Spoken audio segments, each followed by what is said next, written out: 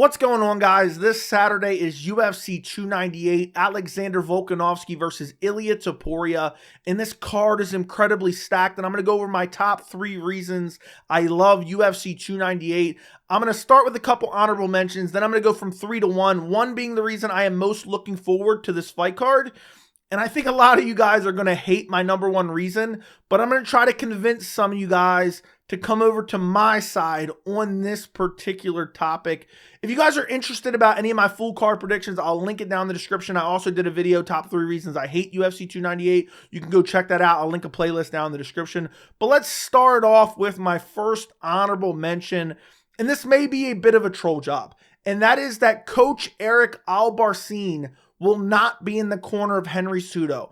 Coach Eric is the guy with the quirky glasses who wears the weird outfits, who's about 4'9", and he is one of the biggest clout chasers in MMA coaches, I guess you would say. Out of all the MMA coaches, this guy is desperate for camera time. I swear on my life. I'll never forget when Figgy won the belt back from Brandon Moreno. This guy was forcing himself on camera and just intentionally trying to get in the frame. He begged to be on Ariel Helwani's show multiple times. I remember hearing about that. When he did the Paulo Costa interview, which he's also a coach with Paulo Costa, like he was insistent on talking about weird stuff. And it was like, dude, just shut up and just talk about what you're here to talk about and stop promoting other things and trash talking and saying weird stuff. This guy is desperate for clout and it's so annoying. And he's always aggravated me. And maybe it's something to do with, maybe his confidence level because he is 4'9". But supposedly Henry Cejudo has let him go as part of his coaching team. I don't know if he's actually fired him or he's just said, you're not going to be in my corner at UFC 298.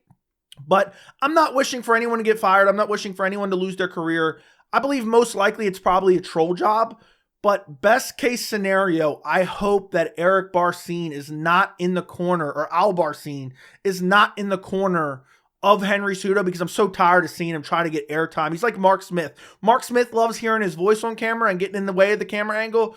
Coach Eric loves to do the exact same thing.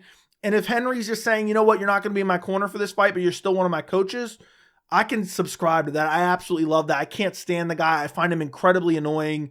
And it's not like he's done anything horrible, but he's just so unlikable and I cannot stand him. Every little bit I've seen of him, he drives me nuts. So I'm glad that he's not going to be in Henry Cejudo's corner at UFC 298 as of right now. That's why it's only an honorable mention. Moving on to my next honorable mention, talk about Coach Eric not being there.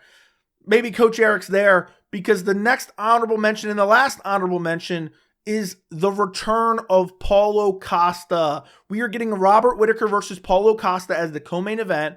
I don't want to speak too soon. Maybe Paulo Costa pulls out this week. Maybe the UFC cancels the fight this week. There's no bout agreement.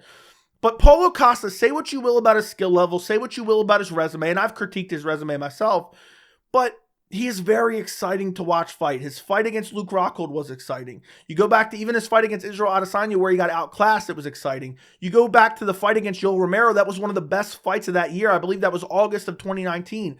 I enjoy watching Paulo Costa fight, and the fact that he's having these contract disputes and then he has the staph, infection where he's pulling out of the Khamzat Chimaev fight. It sucks, man. I want to see these guys be active. That's my favorite thing about certain fighters is, about watching MMA in general, not really about certain fighters, is activity. I love seeing guys have an active schedule. And that's why you'll always see me complaining when guys are fighting once a year, or, you have a guy like Colby Covington sitting out for 2 years, returning to a title shot, or you have the UFC and Khamzat Chimaev, that entire debacle where he only fought once last year. And now, we don't even know when he's going to fight next. It's driving me nuts. And I love when guys are active. I'm happy that Paulo Costa is going to be back. I hope that he becomes active again because, honestly, the middleweight division, it's starting to surge with some contenders, but we need some fresh faces. And I know Paulo Costa isn't necessarily a fresh face, but he's been disappearing. He's been going into witness protection. He hasn't been around. I want to see him fight. I want to see him test some of these up-and-coming guys. I want to see him fight some of these veterans that are in the sport like Robert Whittaker. And this is a fight that we've really been looking forward to since really late 2022 because they initially announced Paulo Costa Robert Whittaker for 284, which was roughly a year ago today. So I'm excited to see the return of Paulo Costa. but it is an honorable mention because I am worried that maybe this week somehow Paulo Costa doesn't make weight and Robert Whittaker turns down the fight, or for some reason the fight just doesn't happen. Watch Robert Whittaker pull out. Oh my God, could you imagine that? Whittaker pulls out. That would be absolutely devastating. But I'm excited to see the return of Paulo Costa. Moving on to my actual list, starting off with number 3. And this is an underrated fight on the card that I absolutely love, and it is opening up the main card. We have Anthony Hernandez versus Roman Khabibov. I can't express to you guys how much I love this fight, because you have two guys who I believe are the future of the middleweight division. Maybe not even champions. They could potentially be champions, but bare minimum, I believe both of them are future top 15 contenders.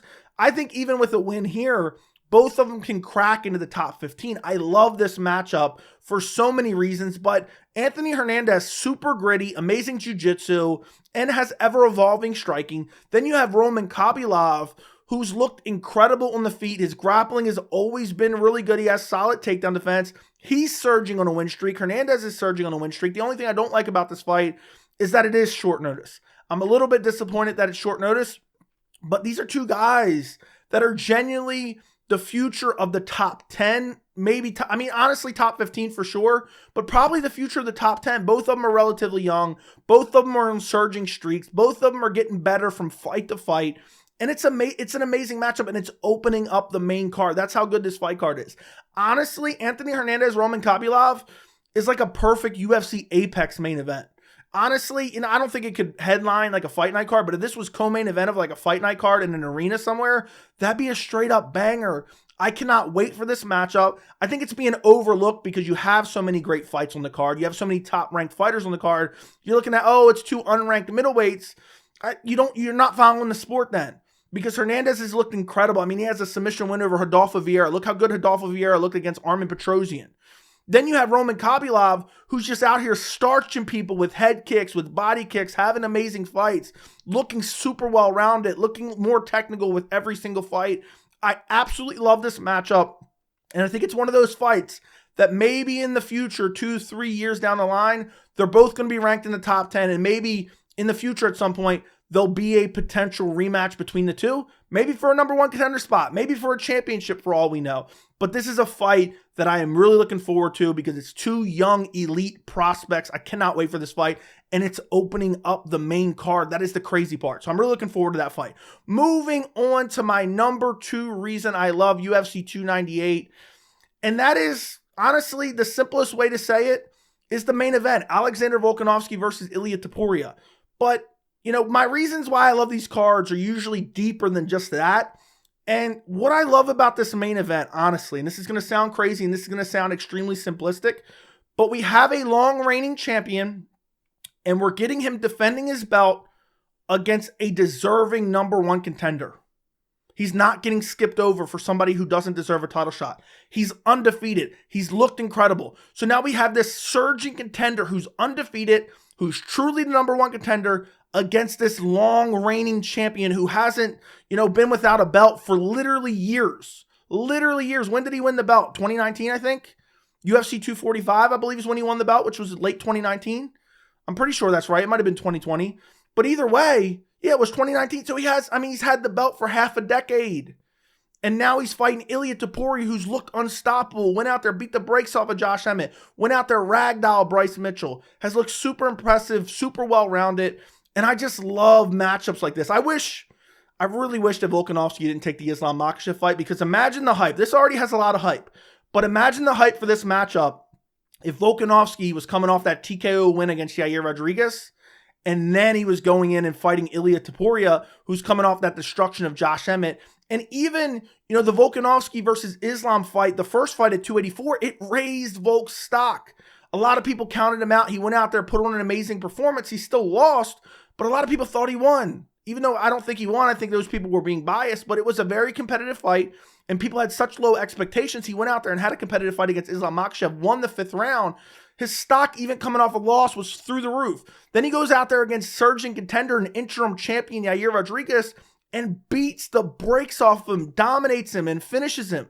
And then imagine, you just forget about that Islam Makhachev head kick KO. He took the fight on short notice.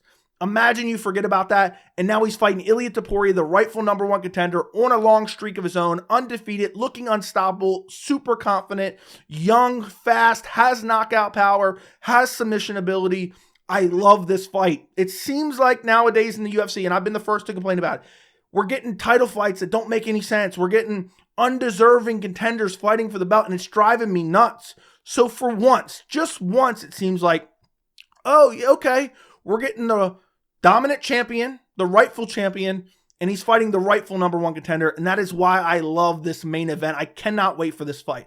Moving on to my #1 reason I am looking forward to UFC 298 is UFC 298 is finally the fight that Ian Machado Garry proves that he is the future.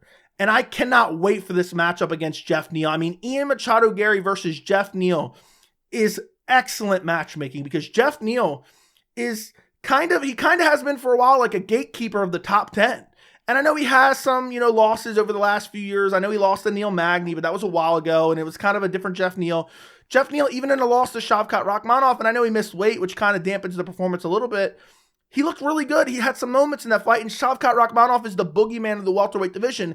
And now we have an Ian Machado Garry who's hated by a lot of people because of the way he acts and the way he talks. And I feel like a lot of it's really misguided, and a lot of it's based on basically fan fiction, false information and fan fiction. We have him coming in here, one of the biggest names in the welterweight division. Now that Khamzat Chimaev is no longer considered in the welterweight division, maybe he returns, maybe he doesn't. I think Ian Machado Garry is the biggest name in the welterweight division right now. And I am so excited to see his future in the welterweight division. And if he beats Geoff Neal, he's one fight away from a potential title shot, depending on how the welterweight division plays out. Obviously, we don't know how it's going to play out. Bilal Muhammad's in line. Shavkat Rakhmonov's in line. And then there's a wild card of maybe Khamzat coming back for a potential title shot. But Ian Machado Garry's on the verge of a title shot with a win over Geoff Neal. 1 or 2 fights later, he should be fighting for a title, depending on what those matchups are. And I'm so excited because even though everyone hates Ian Machado Garry, I'm president of the Ian Machado Garry fan club. Because if you look at Ian Garry, 1, he makes a build-up exciting for a fight, okay? I'm not big into all the drama stuff, but he makes it exciting regardless, and he says some weird things, but nonetheless, it just adds a little bit of extra layer to it. Again, I'm not the biggest fan of that, but he adds an extra layer to it. Then on top of that, Ian Machado Garry has an exciting fight style. He goes out there and looks to KO you. He has very aesthetically pleasing striking. He has knockout ability. He has finishing ability. And on top of all that, you have the fact that you have kind of this anti-Ian Garry fan base rooting for his downfall. And for me, I just can't wait to see him go out there and potentially head kick KO Geoff Neal, or go out there and beat the brakes off of Geoff Neal and really prove that he belongs in the top 10 of the welterweight division. And then also, I can't wait for Ian Machado Garry to get on the mic. If he beats Geoff Neal, very tough matchup, he may lose the fight, and call out Colby Covington or maybe even Sean Strickland. Because, again, say what you want about Ian Machado Garry.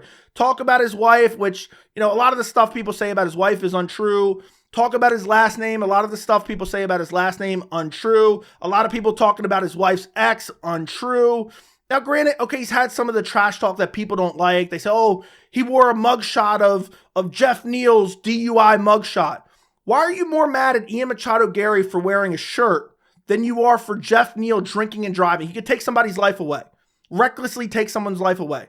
Then you have the other things with Neil Magny and people criticizing him for it, but it makes it more exciting because now you have this fan base that's rooting against him, but you also have a fan base that's rooting for him as well. It makes it more exciting, and then Ian Garry's always in an exciting fight. I mean, he's never in a boring fight in his entire UFC career. Name me a boring fight. Name me a boring fight from Ian Machado Garry. I'm really looking forward to it, and I hope he calls out Colby Covington. People, for a while there, it seemed like people were bowing down to Colby Covington, and oh, we love Colby, and we think he deserves a title shot because he's a draw. It seems like everyone's jumped ship. Everyone's jumped ship on Colby. Everyone's jumped ship on Colby Covington, not shit.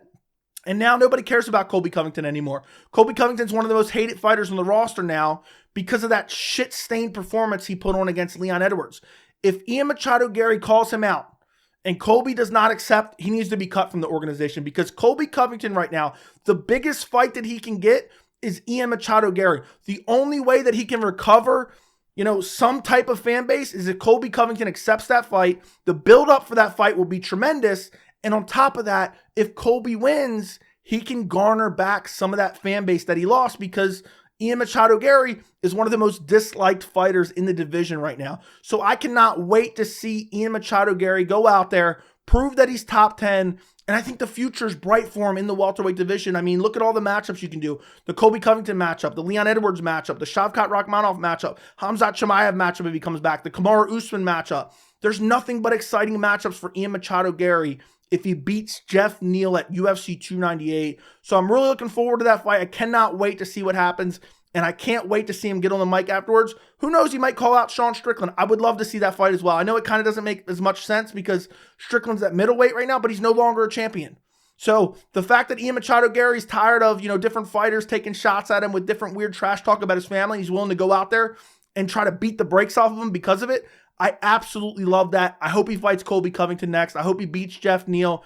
And I hope some of you guys come over to my side. Join the Ian Machado Garry fan club. Let me know what you guys think down in the comments. Don't forget to like the video. Don't forget to subscribe. And thank you so much for watching.